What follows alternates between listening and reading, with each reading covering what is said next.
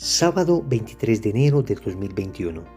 Tres mensajes del Evangelio de hoy, tomado del Evangelio de San Marcos, capítulo 3, versículos del 20 al 21. En aquel tiempo, Jesús llegó a casa con sus discípulos y de nuevo se juntó tanta gente que no les dejaban ni comer. Al enterarse su familia, vinieron a llevárselo porque se decía que estaba fuera de sí. Palabra del Señor. Gloria a ti, Señor Jesús. Hoy el evangelista San Marcos nos regala un breve evangelio, solo 2 versículos después de una salida misionera de Cristo, donde predicó, hizo milagros, expulsó demonios. Ahora regresa a casa Jesús. Vamos a sacar 3 mensajes de este evangelio. Primero, la casa de Jesús. Segundo, la comida de Jesús. Tercero, la familia de Jesús. Vamos con el primer punto, la casa de Jesús. Dice el Evangelio que Jesús regresa a su casa. Los exégetas están de acuerdo en decir que la casa a la que regresa es la casa de Cafarnaúm, no la casa de Nazaret, porque una vez empieza el ministerio público, Jesús comienza a residir en Cafarnaúm. Desde allí desplegará todo su apostolado, desde allí anunciará el reino y allí regresará una vez termine sus viajes misioneros. ¿Por qué regresa Jesús a la casa?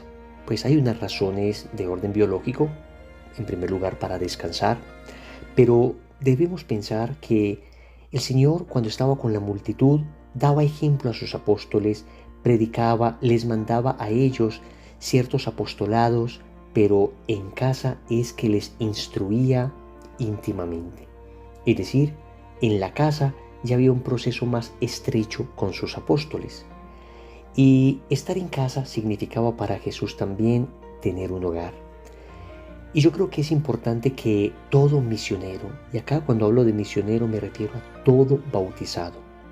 Y escúchame muy bien, antes pensábamos que los misioneros eran aquellos hombres que se iban al África, aquellos hombres que se iban a tierras paganas, pero la Iglesia viene insistiendo en los últimos años en que todos los bautizados somos misioneros, que la tierra de misión es nuestro alrededor, que la tierra de misión está a nuestro lado. Entonces todos somos misioneros y debemos aprender de Jesús que regresa a casa.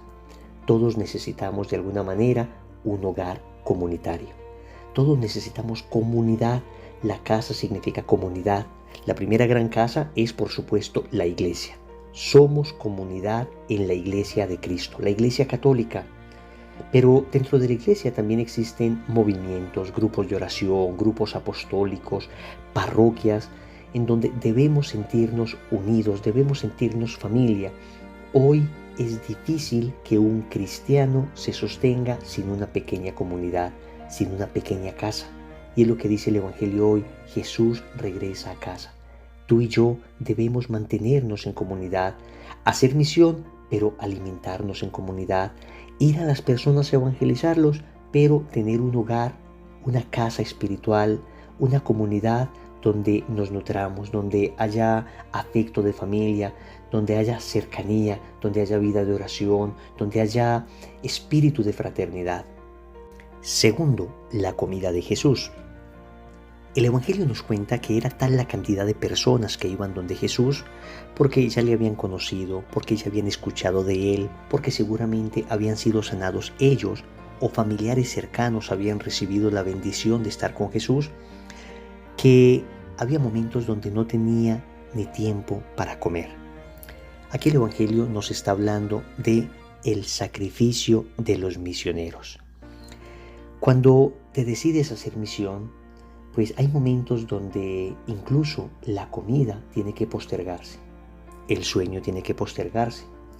En ocasiones tenemos situaciones donde ayudar, ejercitar la caridad, predicar, anunciar el Evangelio, hacer apostolado en términos generales, implica sacrificios, posponer por lo menos durante un tiempo ciertas cosas que son esenciales.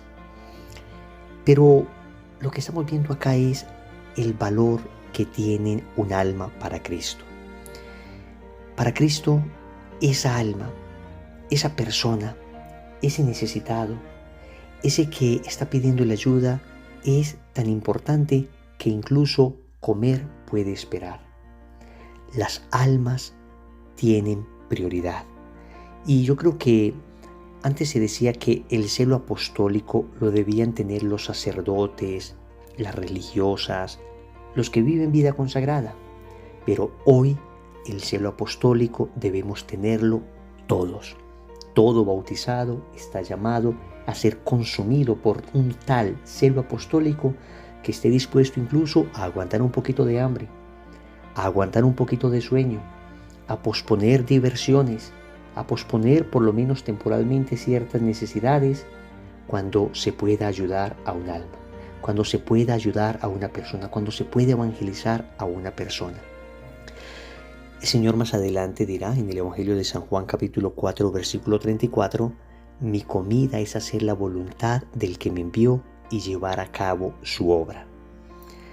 Entonces, cuando tú amas, cuando te entregas, cuando ves en la necesidad del otro un llamado de Dios para ayudarle, encuentras que ese apostolado es alimento para tu alma. Amar es alimentar tu alma.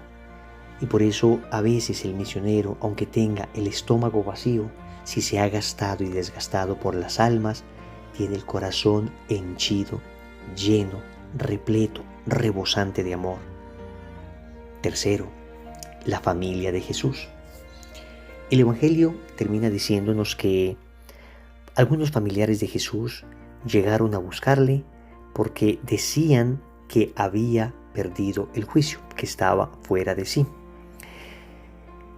El Señor en el Evangelio de San Mateo en el capítulo 13, versículo 47, dice que un profeta solo en su patria y en su casa carece de prestigio.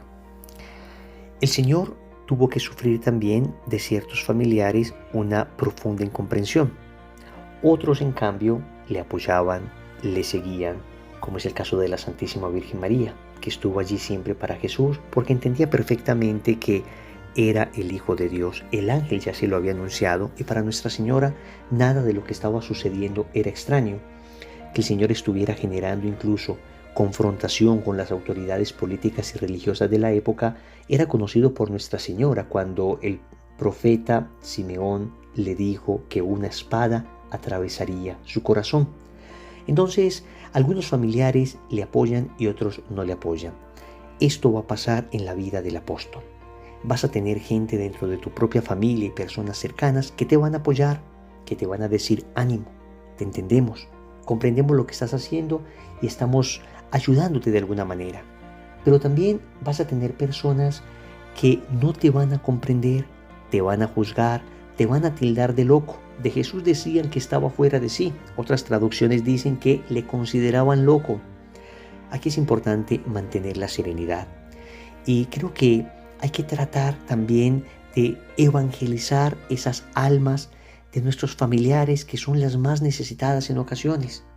Y les quiero dar algunas ayudas que en mi propia experiencia han sido bastante útiles al momento de evangelizar la familia. Lo primero es no tratar de imponer el evangelio a la fuerza, ni de juzgarlos, de hacerles sentir como pecadores, como si nosotros estuviéramos muy bien y ellos muy mal.